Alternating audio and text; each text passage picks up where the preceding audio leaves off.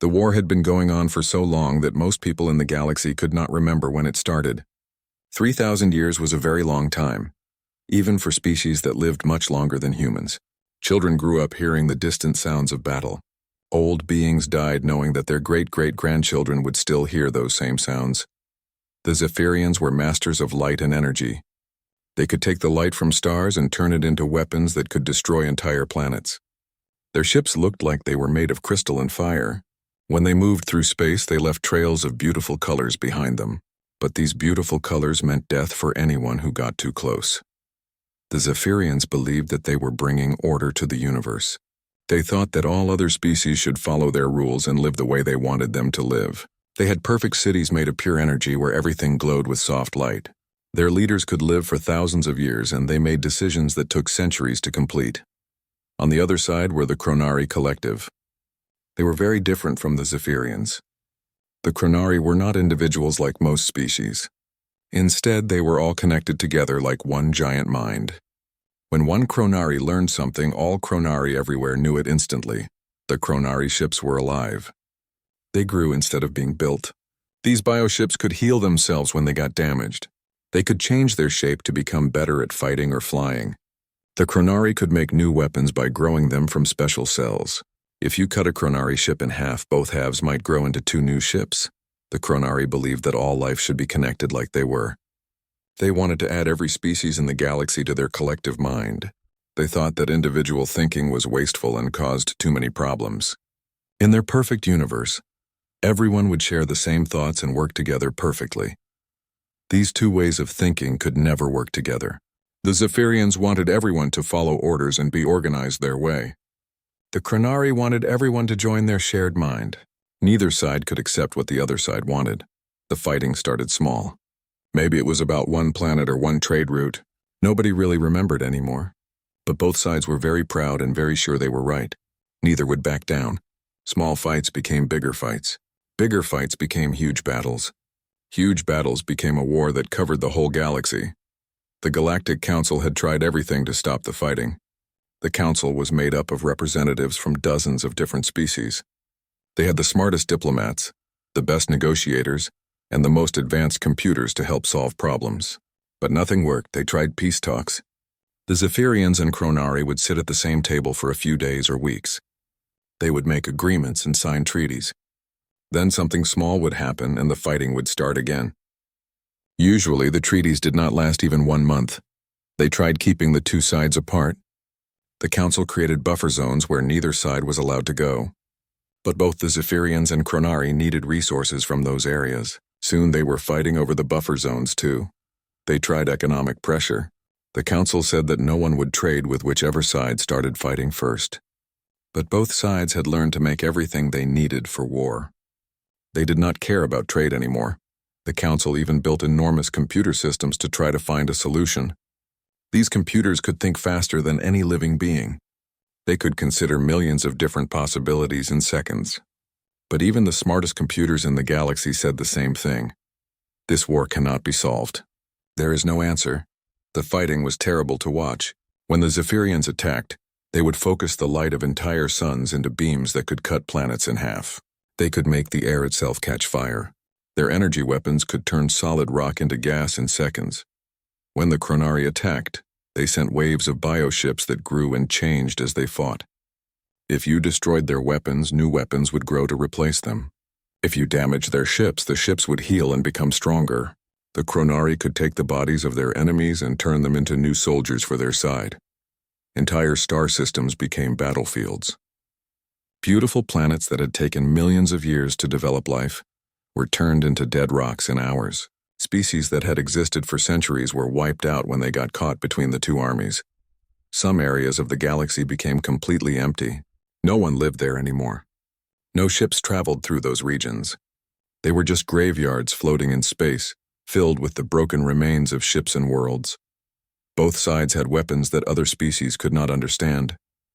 The Zephyrians had photon cascades that could make a planet's whole atmosphere burst into flames. They had gravity hammers that could crush moons into tiny balls. They had time weapons that could make enemy ships age 1,000 years in seconds. The Chronari had planet eaters that would land on a world and consume everything living there. growing bigger and stronger with each bite. They had mind spores that could take over the thoughts of enemy soldiers. They had adaptive viruses that could rewrite the DNA of entire species. The war had become part of normal life in the galaxy.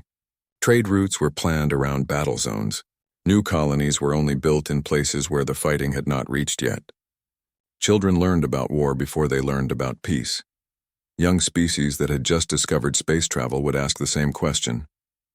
Why do the Zephyrians and Chronari fight? The older species would just shake their heads sadly. The war had gone on so long that the reasons did not matter anymore. All that mattered was that it continued. Some philosophers said that the war had become necessary. They claimed that both the Zephyrians and Chronari needed the fighting to continue. Without an enemy to fight, they might not know who they were anymore. The war had become part of their identity. Others said that the war could not stop because both sides were too powerful. If one side started to lose, they would use their most terrible weapons. Those weapons might destroy not just their enemies but the entire galaxy. So the war continued as a stalemate, with neither side winning or losing. The Galactic Council had stopped trying to end the war. Instead, they just tried to keep it from spreading. They built warning systems to tell other species when the fighting was moving toward their homes. They created refugee camps for people whose worlds had been destroyed. They made rules about which weapons were too dangerous to use, but both sides ignored these rules. In the quiet moments between battles, people across the galaxy would look up at the stars and wonder if the fighting would ever end. Most had given up hope. The war had become like the movement of planets or the birth of stars. It was just something that happened in the universe. But the universe was much larger than anyone realized. And sometimes, in the quiet corners where no one was looking, new possibilities were waiting to be discovered. Captain Veltar had been scouting the outer edges of Zephyrian space for 200 years. His job was simple but boring: find new systems that might be useful for the war effort. Most of the time he found nothing interesting. Empty space, dead rocks, gas clouds that had no value. But today was different. His ship's sensors had detected something unusual around a small yellow star. The star itself was nothing special. There were billions just like it across the galaxy, but the third planet from this star was giving off signals that made no sense. "Commander," said his second officer, "the readings are very strange. This planet has intelligent life, but their technology is very primitive." Veltar looked at the data flowing across his screens. The planet was covered mostly in water, with large masses of land scattered across its surface. The atmosphere was made of nitrogen and oxygen, which was common enough, but the signals coming from the surface were confusing. "They are using radio waves to communicate," his officer continued. "Very basic radio waves. And their ships, Commander, they are still using chemical fuel to fly." Veltar could not believe what he was hearing. Chemical fuel? That was technology that most species had given up thousands of years ago. It was like finding someone who still used rocks to make fire. "Show me their largest ships," he ordered. The images that appeared on his screen almost made him laugh. The creatures on this planet had built small metal tubes that they filled with exploding chemicals. These primitive rockets could barely carry a few individuals to their own moon. Most of their attempts seemed to fail completely. "What do they call themselves?" Veltar asked. "According to their broadcasts, they call their species humans and their planet Earth," his officer replied. Veltar studied the tactical information. Earth was located in a very interesting position. It sat right along a space route that both the Zephyrians and their enemies, the Chronari, needed to use. Control of this system would give either side a big advantage in the war, but the humans did not seem to know how important their location was. They were still fighting small wars among themselves using metal weapons that shot tiny projectiles. They had split their planet into many different groups that competed with each other over resources and land. "How many of them are there?" Veltar asked. "Approximately 8 billion individuals," came the reply. That was actually quite a lot for a single planet. Most species had much smaller populations when they were at this level of technology. But Veltar was not worried about the number. What could 8 billion primitives do against Zephyrian energy weapons? He sent his report back to the Zephyrian High Command immediately. Within hours, he received orders to remain in the system and observe the humans while larger fleets were prepared. At the same time, on the other side of the galaxy, a Chronari bioscout had also detected Earth's radio signals. The Chronari did not think in individual thoughts like other species. Instead, the discovery was instantly shared among all Chronari everywhere. The collective mind of the Chronari considered the new information. These humans were clearly a very young species. They would be easy to add to the Chronari collective. Their large population would provide many new biological patterns to study and use. More importantly, their planet's location would give the Chronari control over an important strategic position. The collective mind began growing new bioships specifically designed to travel to this distant system. News of the discovery spread through galactic intelligence networks faster than light. Every major species learned about Earth within days. Most were not interested in such a primitive world, but some paid attention because of where it was located. The Galactic Council received reports about the discovery from several different sources. Ambassador Thex, who represented a peaceful trading species, brought the matter to the Council's attention. "This new species will be caught in the middle of the war," he warned. "We should contact them and offer them protection." Other Council members disagreed. "They are too primitive to understand what is happening," argued Representative Claw. "Any contact might disrupt their natural development." "Natural development will not matter if they are all dead," Thex replied. While the Council debated, both the Zephyrian and Chronari fleets were already moving toward Earth. The Zephyrians assembled a task force of 20 crystal ships, each one capable of destroying a moon. They expected to reach Earth, remove the primitive inhabitants, and claim the system within a few weeks. The Chronari response was different, but equally overwhelming. They grew a cluster of bioships that could adapt to any resistance they might meet. The ships were designed to land on Earth and begin converting the entire planet into a Chronari breeding ground. Back on Earth, humans had no idea that two of the galaxy's most powerful civilizations were racing toward their world. They were busy with their own problems.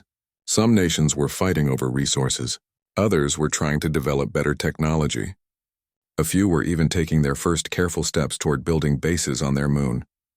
Dr. Sarah Chen was working late in her observatory when she noticed something odd. She had been tracking satellites and space debris, which was part of her job. But the computer was showing objects that did not match anything in their database. "That's strange," she muttered, adjusting her instruments. "These objects are too big to be asteroids, but they're moving in a way that doesn't make sense." She called her colleague, Dr. James Morrison, who worked for the space agency. "Jim, I'm seeing some unusual activity in the outer system. Can you check if any other countries have launched secret missions?" Dr. Morrison ran through all the space launches he knew about. "No, Sarah, nothing that should be out that far. Are you sure it's not a computer error?" "I've checked 3 times.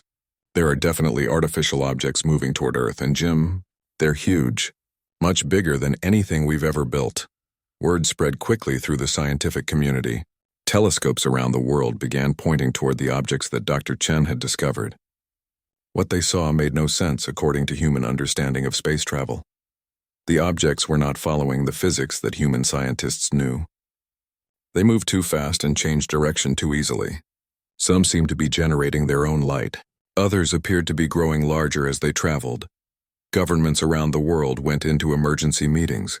Military leaders demanded to know if these objects belonged to other nations. Space agencies tried to figure out if this was some kind of natural phenomenon they had never seen before. Religious leaders wondered if this was a sign of something greater than human understanding. Regular people watched the news and felt afraid of something they could not comprehend. But a few humans had a different reaction. Engineers looked at the impossible objects and wondered how they worked. Military planners studied their movement patterns and tried to figure out their capabilities. Scientists began calculating trajectories and time of arrival. "Whatever these things are," said General Patricia Hayes during a briefing at the Pentagon, "they'll be here in about 6 weeks. I suggest we prepare for every possibility." "Prepare how?" asked the Secretary of Defense. "We don't even know what we're dealing with." "We do what humans do best," replied General Hayes. "We get ready for trouble and hope for the best." In laboratories and military bases around the world, humans began working on projects they had only dreamed about before. The approaching unknown had given them something they had never had, a reason to work together in a deadline they could not ignore. The universe was about to discover something about humans that no computer simulation had predicted. When faced with the impossible, they did not give up. Instead, they started building. The first alien ships arrived on a Tuesday morning. Captain Veltar's Zephyrian fleet dropped out of faster-than-light travel just outside Earth's solar system, their crystal hulls gleaming with stored starlight. 12 hours later, the Chronari bioships emerged from a different direction, their living hulls pulsing with organic energy. Both fleets had expected to find a primitive world with no real defenses. Instead, they found something that confused their sensors and challenged their understanding of how young species were supposed to behave. Earth was no longer the quiet planet they had observed weeks ago. The space around it buzzed with activity. Hundreds of crude but functional satellites had been launched in the past month. Construction had begun on what looked like orbital platforms. Most surprising of all, the humans had managed to establish a small base on their moon. "This makes no sense," Veltar said to his crew. "How did they build so much so quickly?" The Chronari collective was equally puzzled. In their experience, primitive species took centuries to advance from chemical rockets to orbital construction. These humans had done it in weeks. Both fleets sent messages to Earth at the same time. The Zephyrian message was formal and demanding. "Primitive beings of the third planet, you will evacuate your system immediately. This region is now claimed by the Zephyrian Empire for strategic purposes. Comply and you will be relocated safely. Resist, and you will be removed by force." The Chronari message was different but equally direct. "Humans of Earth, you have been selected for integration into the Chronari collective. We will arrive shortly to begin the conversion process. Do not resist. Joining with us will bring you peace and purpose beyond your current understanding." The response they received was completely unexpected. A single transmission came from Earth, broadcast on frequencies both fleets could receive. "This is the Earth Defense Committee speaking for all human nations. We have received your messages. Our answer is no. Earth is not available for claim or integration. We suggest you find somewhere else to conduct your business. This system is under human protection." Captain Veltar actually laughed when he heard the message. Protection? What protection can these primitives possibly offer? The Chronari collective found the response equally amusing. In their long history, no species had ever refused integration when it was offered. Resistance was always futile. Both fleets moved closer to Earth, expecting quick surrender once the humans realized what they were facing. Instead, they discovered that the humans had been very busy. The orbital platforms they had detected were not scientific stations or communication relays. They were weapons platforms, crude, simple weapons that fired chunks of metal using magnetic fields, but there were dozens of them. The platforms were positioned to defend both Earth and the moon base. "Commander," reported Veltar's tactical officer, "they have also been launching something into deep space. Our sensors show approximately 200 objects heading toward the outer system." "What kind of objects?" Veltar asked. "They appear to be missiles, very large missiles with nuclear warheads." Veltar was surprised. Nuclear weapons were powerful for a primitive species, but they would barely scratch a Zephyrian ship's energy shields. Still, the humans had managed to build and launch 200 of them in just a few weeks. That showed impressive industrial capacity. The Chronari had detected the same preparations. Their bioships could easily absorb nuclear explosions and convert the energy into useful biological matter. But they were curious about human behavior. Most species tried to negotiate or hide when faced with superior force. These humans were preparing to fight. General Patricia Hayes stood in the command center that had been built in just 3 weeks. Around her, representatives from every major nation on Earth monitored the approaching alien fleets. The room was filled with screens showing data from telescopes, satellites, and the new orbital platforms. "Status report," she ordered. "Both alien fleets are holding position about 2 million kilometers out," reported Colonel Zhang from the Chinese Space Command. "No hostile actions yet, but they're scanning us pretty intensively." "What about our preparations?" Hayes asked. "The railgun platforms are online and loaded," said Colonel Petrov from Russia. "The nuclear missiles are armed and ready. The moon base has 3 defensive batteries operational." Dr. Chen, who had first spotted the alien ships, was now part of the defense committee. "General, I have to ask, are we really going to fight these things? Their technology is obviously far ahead of ours." General Hayes looked around the room at faces representing dozens of countries that had been enemies just weeks ago. The approaching alien threat had done something that centuries of diplomacy could not accomplish.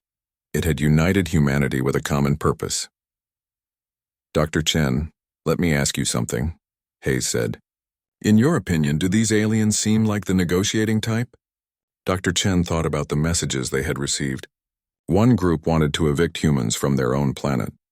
The other wanted to absorb humanity into some kind of collective mind. No, General, I don't think they are. Then we fight, Hayes said simply. We fight because it's our planet, our home, and our choice to make. Nobody gets to tell humanity what to do on Earth. What happened next surprised both alien fleets. Instead of attempting to defend Earth directly, the humans did something unexpected.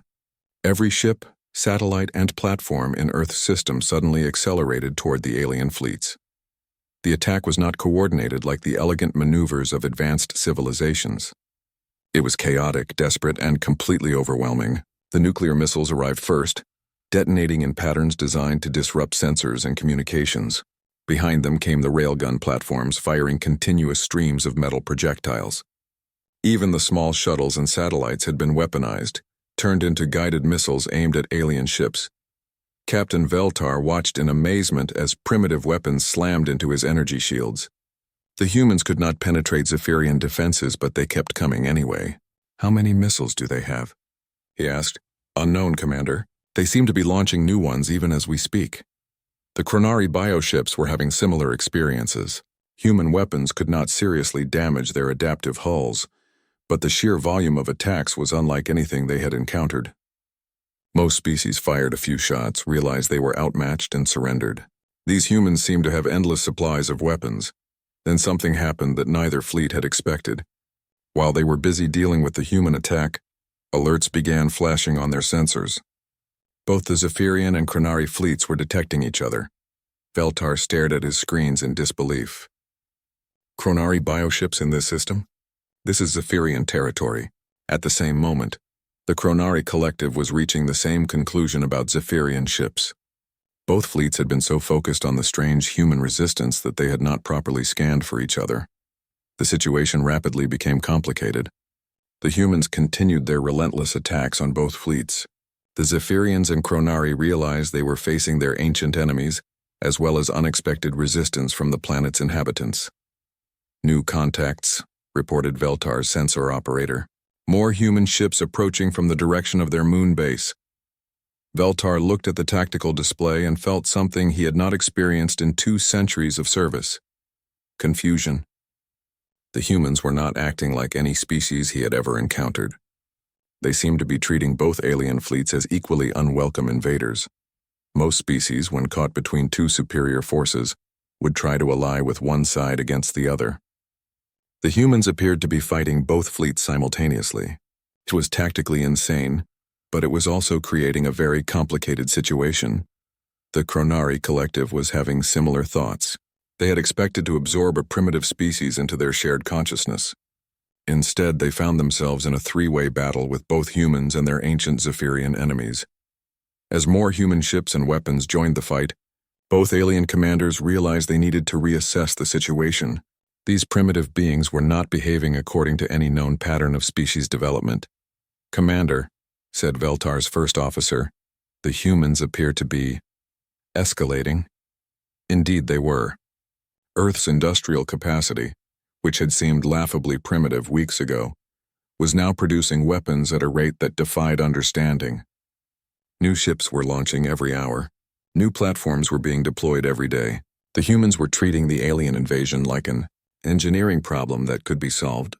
Through sheer volume and determination, both alien fleets found themselves facing an enemy that refused to acknowledge it was outmatched. 3 weeks into what military historians would later call the Solar System Campaign, the war had changed completely. What started as 2 alien fleets coming to claim a primitive planet had become something no one had predicted. The human attacks had not stopped. Instead, they had grown stronger and more organized every day. Captain Veltar's Zephyrian fleet now faced human ships that barely looked like the crude rockets they had observed weeks ago. These new vessels moved faster, hit harder, and seemed to be built for one purpose: destruction. Commander, reported his tactical officer. The latest human ships are using some kind of fusion drive. Their acceleration is now comparable to our own. Veltar studied the sensor readings with growing concern. That's impossible. They were using chemical rockets just a month ago. Yes, sir. But these new ships also appear to be armed with particle beam weapons. Primitive ones, but functional. The Chronari Collective was experiencing similar confusion. Their bioships had been designed to adapt to any threat. But the humans kept changing their technology so quickly that adaptation was becoming difficult. Every time the Chronari developed a defense against human weapons, the humans would switch to completely different weapons. More troubling for both fleets was what the humans were doing with their industrial capacity. Intelligence reports showed that Earth had converted its entire manufacturing infrastructure to military production. Factories that had been making cars were now making spaceships. Companies that had produced computers were building weapon systems. Even civilian research facilities had been turned into weapons development centers. The rate of production was beyond anything either the Zephyrians or Chronari had seen from a species at this level of development. Human shipyards were launching new vessels every few hours. Their orbital factories were producing ammunition and equipment around the clock. "Sir," said Lieutenant Commander Zex to Captain Veltar, "our analysis suggests the humans have increased their industrial output by over 3,000% in the past month." "That's physically impossible," Veltar replied. "No species can sustain that kind of growth." "Nevertheless, sir, that appears to be exactly what they're doing." But the strangest part was not how quickly the humans were building new weapons. It was how they were using them. Traditional military doctrine said that you concentrated your forces against the weakest enemy first. The humans seemed to have no interest in traditional military doctrine. Every human attack targeted both alien fleets equally. Their ships would sweep in, fire everything they had at Zephyrian vessels, then immediately turn and attack Chronari bioships. They treated both advanced civilizations as equal threats to be eliminated. "Commander," said Veltar's communications officer, "we're receiving a transmission from the Chronari fleet." This was unusual. Zephyrians and Chronari had not communicated directly in over 1,000 years, except to declare their eternal hatred for each other. "Put it through," Veltar ordered. The image that appeared on his screen was disturbing. Chronari rarely showed individual faces since they were part of a collective mind. But the bioship's communication system had created a humanoid appearance for the conversation. "Zephyrian Commander," the Chronari speaker said, "we propose a temporary cessation of hostilities between our forces." Veltar was shocked. "You want a truce with us? The humans have created an unusual situation. They are attacking both our fleets without attempting to distinguish between us. This violates all known patterns of primitive species behavior." Veltar had to agree.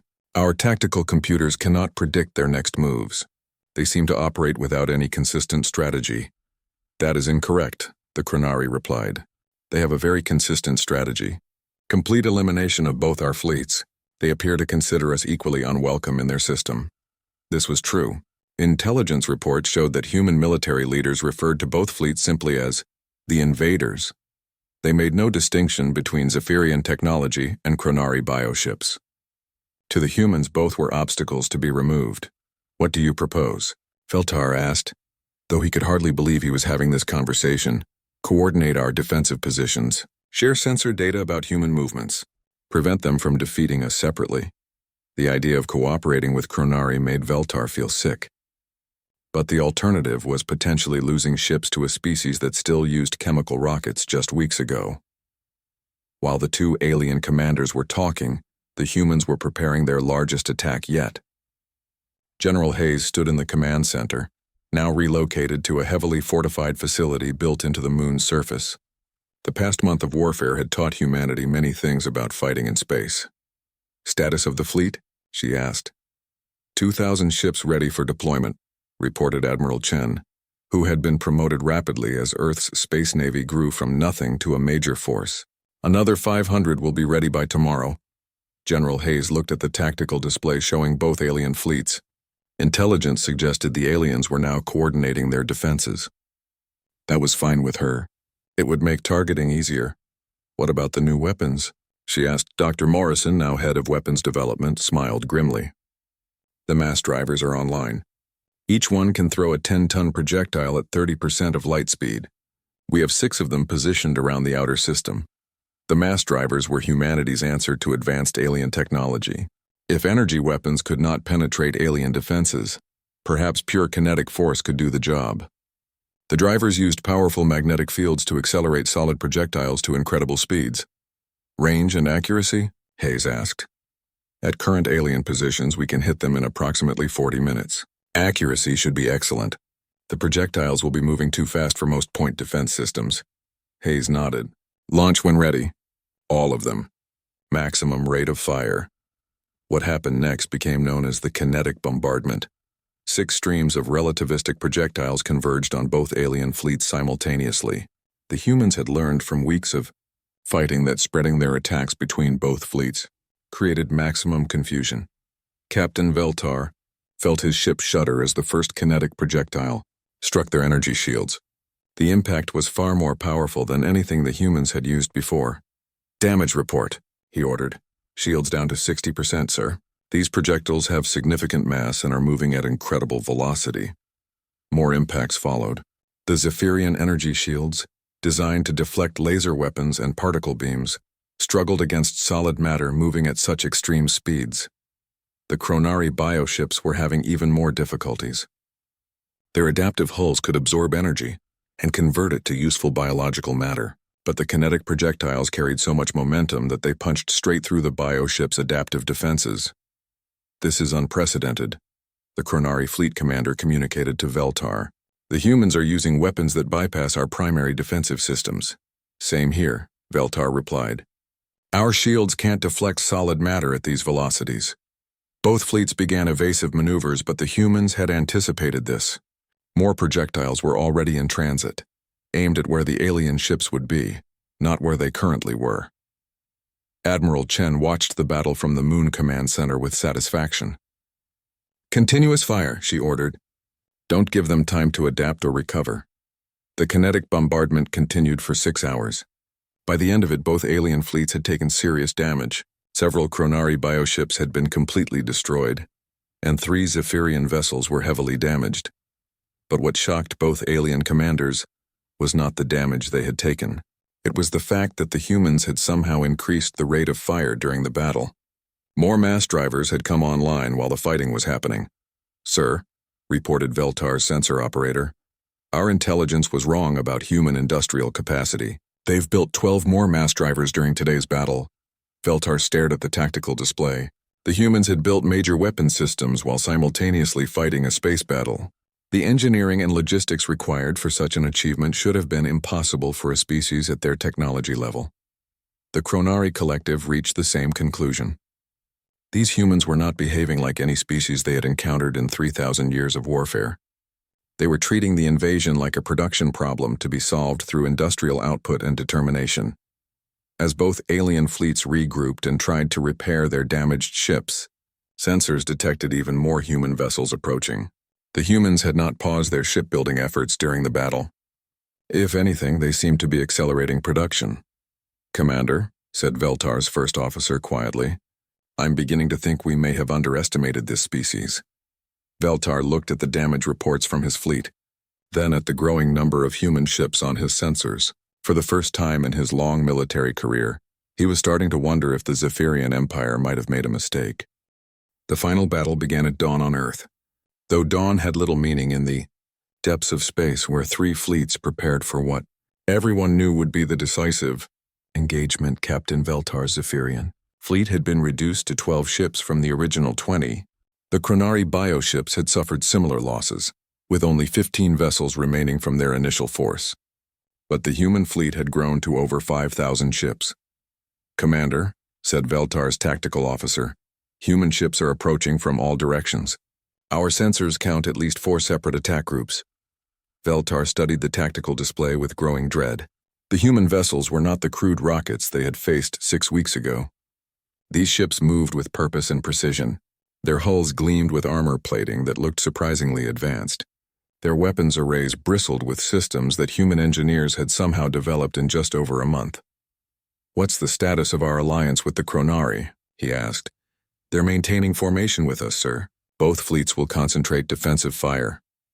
It felt strange to be working with the Chronari after 3,000 years of warfare, but the humans had created a situation that neither ancient enemy had expected. Both the Zephyrians and Chronari were now fighting for their survival against a species that refused to accept defeat.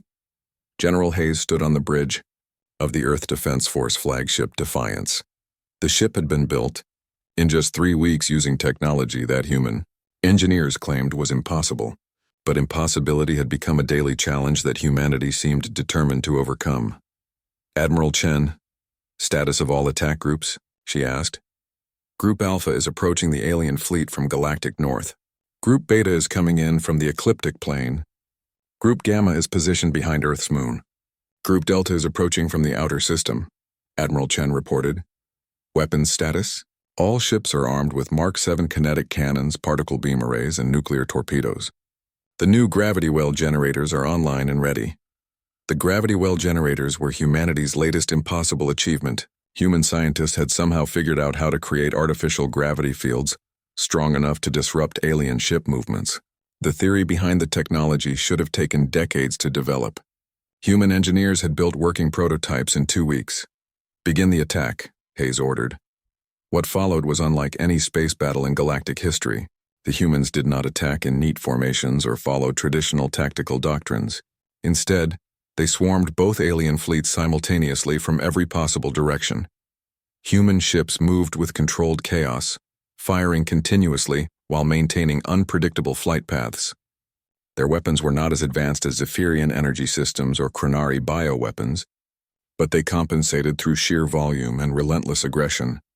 Captain Veltar watched his screens in amazement as hundreds of human ships converged on his fleet. "How are they coordinating so many vessels?" he asked. "Unknown, sir.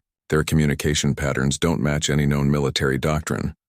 The answer was that humans had developed their own military doctrine during 6 weeks of continuous warfare. They had learned from every engagement, adapted their tactics based on alien responses, and created a fighting style that emphasized flexibility over elegance. The Chronari Collective was having similar difficulties understanding human behavior. Their bioships were designed to adapt to enemy tactics, but the humans kept changing their approach mid-battle.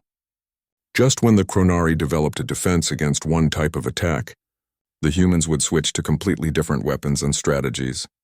"Human ships are using gravity well generators," reported the Chronari fleet commander to Captain Veltar. "Our bioships cannot maneuver properly." "Same here," Veltar replied.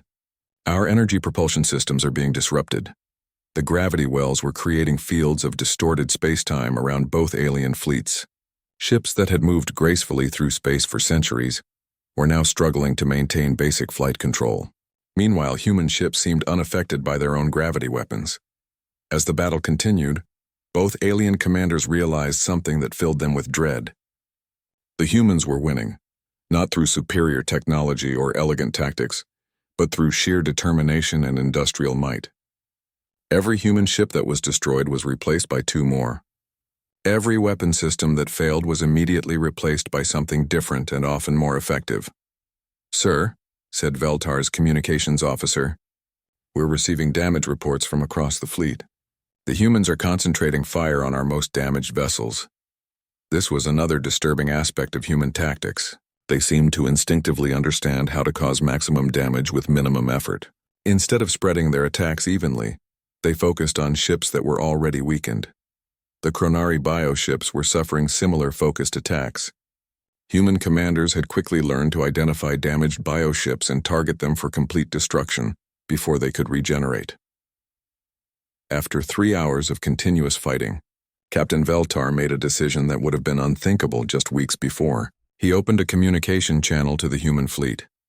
"This is Captain Veltar of the Zephyrian Imperial Fleet," he broadcast. "We request terms for withdrawal from this system." The response came immediately from General Hayes. "Unconditional withdrawal of all alien forces from Earth's solar system. No return visits. No further attempts to claim or occupy any part of this system." "And if we agree to these terms?" Veltar asked. "You get to leave alive." It was not a negotiation. It was a simple statement of fact. The humans had demonstrated their ability to destroy both alien fleets. They were offering a chance for survival, not a diplomatic compromise. The Chronari Collective reached the same conclusion simultaneously. Their bioships could continue fighting, but the humans had shown they could replace Losses faster than either alien. Fleet could inflict damage. We also request withdrawal terms, the Chronari commander. Broadcast. General Hayes considered both alien fleets on her tactical display. 6 weeks ago, either one of these forces could have conquered Earth without difficulty. Now they were both requesting permission to retreat. Both fleets will withdraw immediately, she announced. Any ship that remains in this system after 24 hours will be destroyed. Any ship that returns will be destroyed. Consider this your only warning. The withdrawal began within hours. Zephyrian crystal ships and Chronari biovessels alike moved toward the outer edge of the solar system, under human escort. Human ships maintained weapons lock on every alien vessel until they had jumped to faster-than-light travel. As the last alien ship disappeared into hyperspace, General Hayes received reports from across human space. The victory had cost humanity significant resources, but Earth's industrial capacity was already shifting back to peaceful production. The shipyards that had built 5,000 warships in 6 weeks were now being converted to build exploration vessels and scientific stations. But news of the battle had already reached the Galactic Council through various intelligence networks.